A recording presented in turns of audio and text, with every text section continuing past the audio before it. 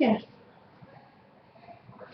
Welcome to our BritMums Live YouTube question and answer session about how we Pinterest. And today I have Rebecca and Alice talking to us about how we use Pinterest from our session. Can you give us maybe the top 2 or 3 takeaways that you had from our session?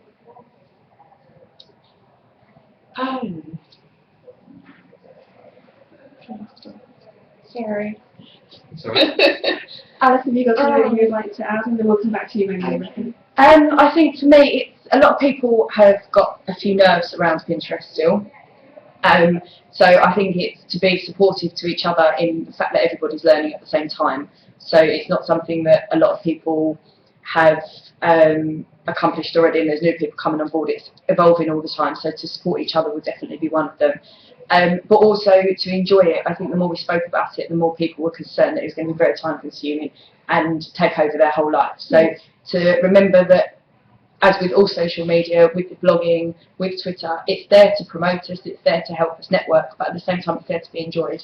Yeah, so I think they would be my top 2 that came from it, really. I was thinking also that doing the foundations of Pinterest is really important at the very beginning, and that's part of the session that I was trying to explain really clearly, is that you need to have descriptions, you need to know what to do with your pins, you need to know what you're doing with your photographs, if you're using photographs or video, and that can be an easy foundation to build if we actually start with those things, and then that will make pinning to be effortless and easier to do if we're doing that. One thing I didn't mention was knowing who is repinning your stuff is really important, and you can find out who's repinning your stuff from your blog by going to pinterest.com/source and then / the name of your blog, and that will tell you who's repinning. You might want to be following people that are repinning you, and certainly using the comments to perhaps thank them for repinning your stuff too. On top of that, I think we're all agreed that mostly we use it just for fun, pinning and repinning things that inspire us, and then using the additional bonus side of it to actually promote the blog and drive traffic towards our sites. That's brilliant. We have some questions from some people that have asked all about Pinterest. From Chile in London, how do I use Pinterest with my brand? It depends on what you mean by brand. I would say that if you are branding yourself, then you would be a content curator, actually deciding what things that you want to pin. Be very careful about how you are labeling your boards. Think about descriptive titles. They need to be keywords so that people can find you when they're searching using a search. If you are a brand, as in a really big business like Coca-Cola or something like that, then you might have a specific strategy that you want to follow. I know, for example, Whole Foods in America has a certain tagline, and so they don't pin any of their foods that make up the things that they sell, their products. They actually pin things to do with their tagline. So they help people, they do other things, and they pin those things. So I think deciding what you're going to do beforehand, have a strategy, and then do that. I think following on from the strategy, it's important with anything you do with Pinterest to not see it as a standalone platform. It's encompassing everything you do. It's linked in with everything you do. So if you look at Pinterest as something on its own, it's not necessarily going to work for you. But if you look at it in the way that you approach Twitter, the way that you approach Facebook, the way you approach your blog, your website, your brand, if Pinterest falls in line with that ethos that you have, then it will be successful for the brand, no matter how you decide you're going to use it. It needs to be a common theme following through, because people can identify with that. And then on to actually promoting your brand. A lot of brands I've seen using competitions to actually pin from their site your favourite products to a particular board to then enter competitions. It's also building up backlinks to their site, so it's increasing exposure for them and search engine optimization. So that's one of the other bonuses of using it as a brand to build up those links. We've actually got a Pinterest board with BritMums at pinterest.com/BritMums, then /how we Pinterest, and there are lots of different creative ideas also we've linked to there on how to use Pinterest with brands.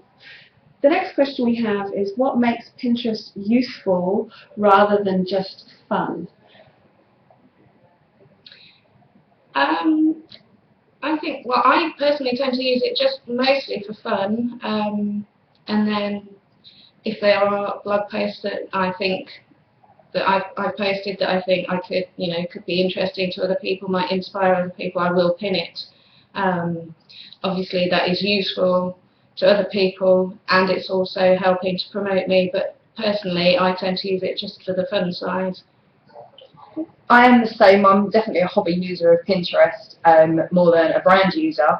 But what I do think that it can be useful for, even if it is still seen as technically fun, is it helps you to network. You may see a pin that you find you like, you click through, you find a blog, you then talk to that blogger, it then introduces you to other people, it opens up a whole new network for you. So from one click through, you could open quite a big network of new people. So even though you may only be using it as a fun platform, it still can be useful in that manner.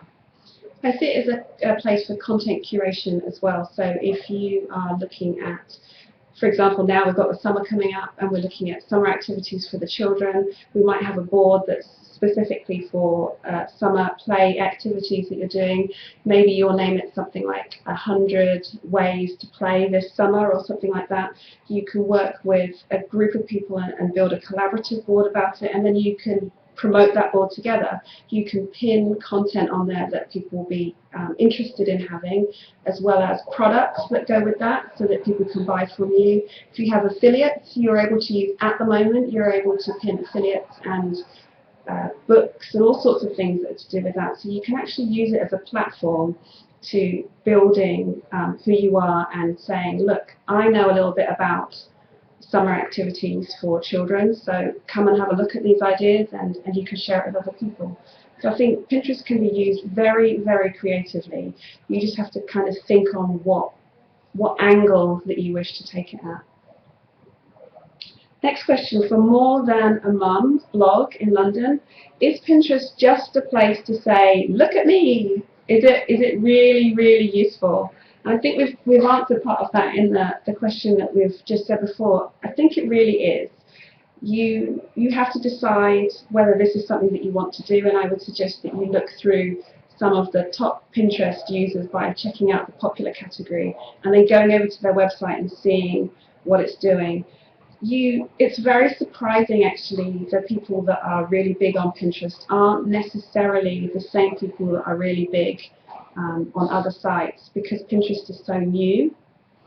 There is a big opportunity for you to make it big on Pinterest and drive a whole lot of traffic and really accelerate your blog. So yeah, that would be look at me, I guess, if you see it in that way.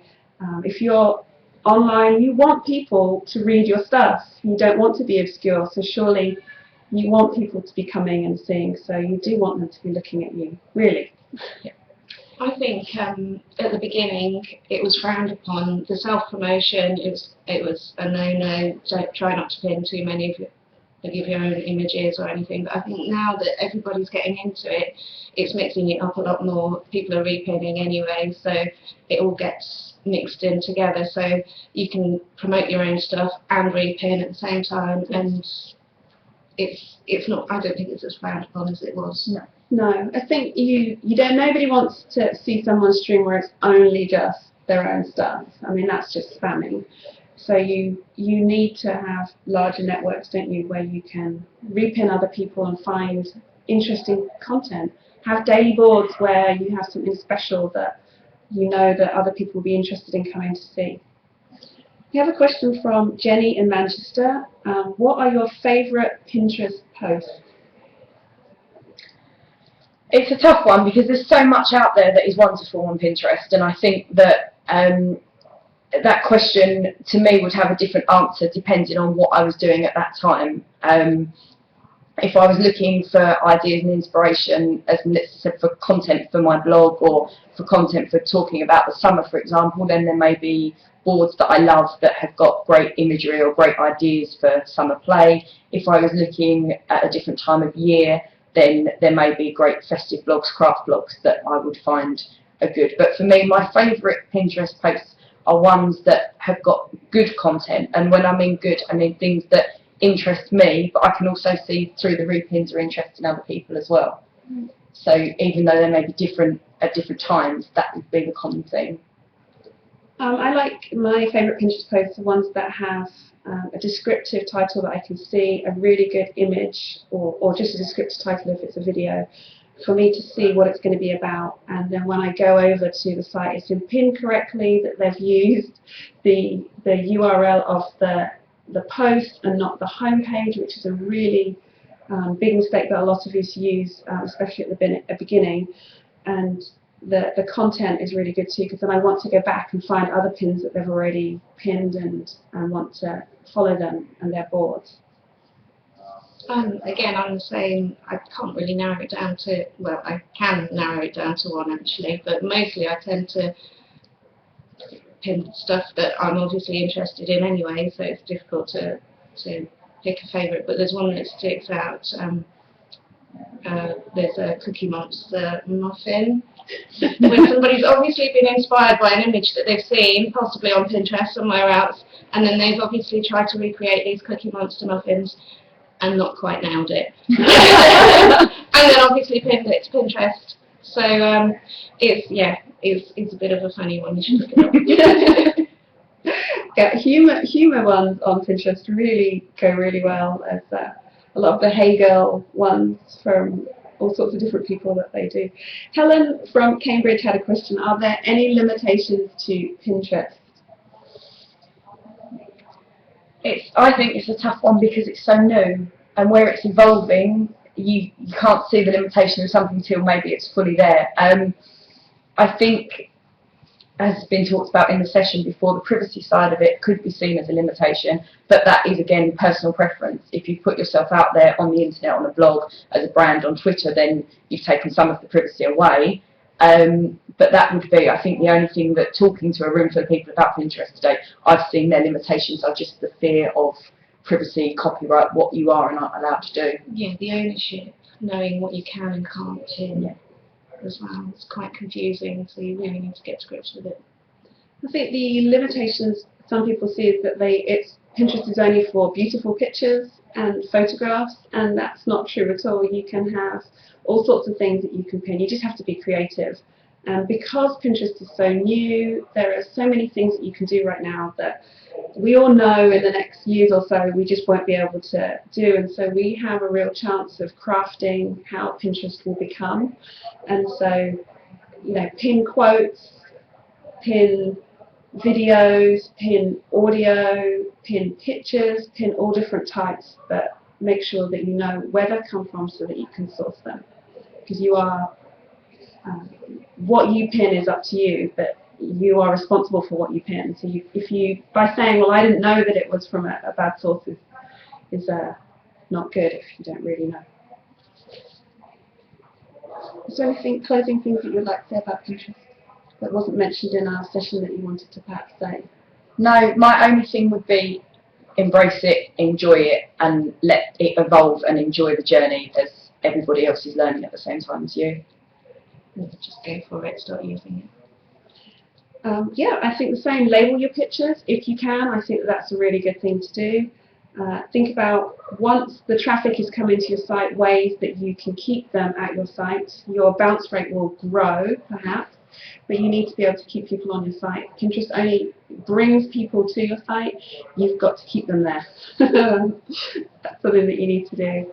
Well, thanks for hanging out with us today as we've talked a little bit about our Pinterest session. We had Rebecca McLuckie from To Become Four, and we had Alice Langley here from An Essex Wife, and I'm Melitsa Avila from Raising Playful Tots. Thank you. Thank you.